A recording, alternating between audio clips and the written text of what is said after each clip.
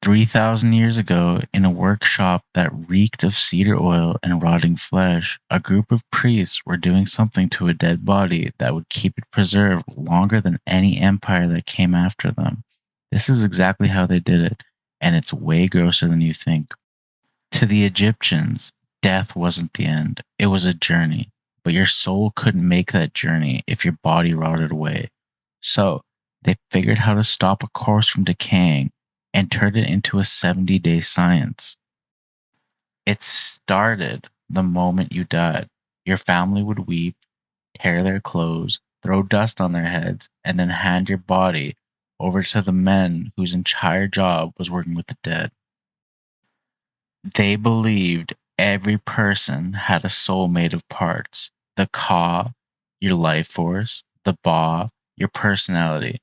And for both to survive, they needed a home to return to, your preserved body. Lose the body, lose the afterlife.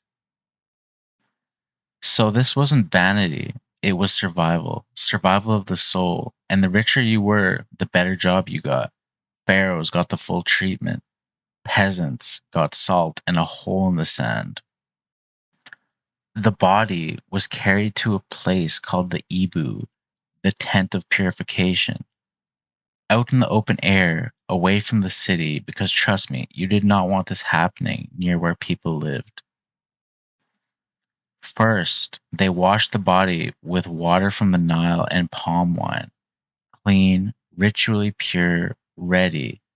Then the real work began, and the first thing they came for was your brain. Here's the part everyone remembers. The Egyptians thought the brain was useless, just stuffing for the skull, so they didn't bother saving it. They got rid of it through your nose. They shoved a long bronze hook up the nostril, punched through the bone, and whisked the brain around until it turned into liquid. Then they flipped the body over, let it drain right out of the nose. Gone. The empty skull was sometimes rinsed and packed with resin or linen, the brain itself thrown away. The smartest organ you own tossed into the trash by people who thought your heart did the thinking. Next, the organs, an embalmer, took a blade made of sharp black obsidian stone and sliced open the left side of the belly. And here's a strange detail. The man who made that cut was then chased away with stones and curses. Cutting a body was taboo, even when it was sacred. Someone had to do the dirty work and take the blame for it. Reaching the inside, they pulled out the stomach, the intestines, the lungs, and the liver. Each one was washed, dried, and saved because you need them again in the afterlife. Those 4 organs went into 4 special containers called canopic jars, and each jar had a lid shaped like the head of a god who protected what was inside. A human head for the liver, a baboon for the lungs, a jackal for the stomach, a falcon for the intestines. 4 gods, 4 jars, guarding your guts for eternity. But there was one organ they never removed: the heart. They believed the heart was the center of intelligence, emotion, and your entire being. It stayed exactly where it was because you needed it for the final test. Now the body was empty and wet, and a wet body rots, so they covered it inside and out in a natural salt called natron, mounds of it, burying the corpse completely. And then they waited 40 days. The salt pulled every drop of moisture out of the flesh until what was left was dried, shrunken, and leathery. But it would never rot again. When they brushed the salt away, the body had lost up to half of its weight.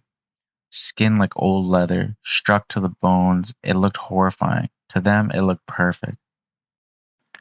But a dried out husk doesn't look very lifelike, and the soul needed to recognize its home, so the embalmers became sculptors.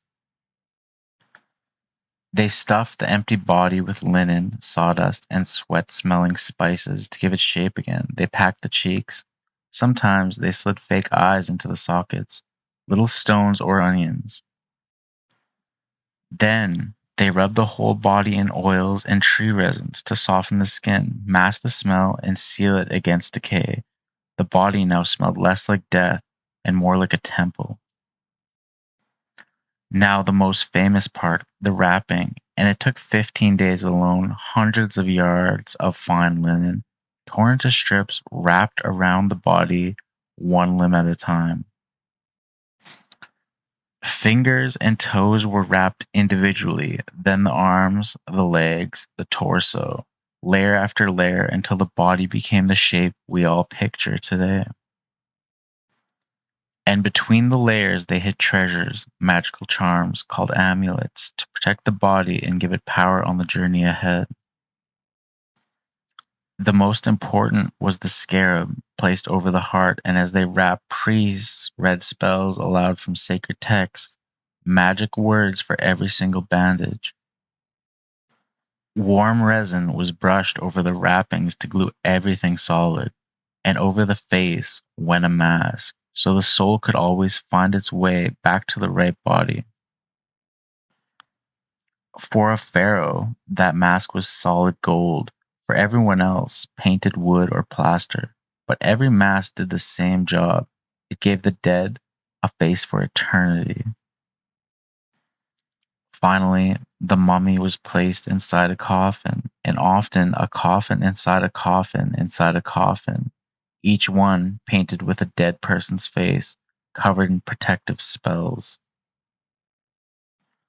17 days after death, the mummy was ready, and it was carried in a grand procession to the womb, family wailing behind it, while priests burned incense and sang.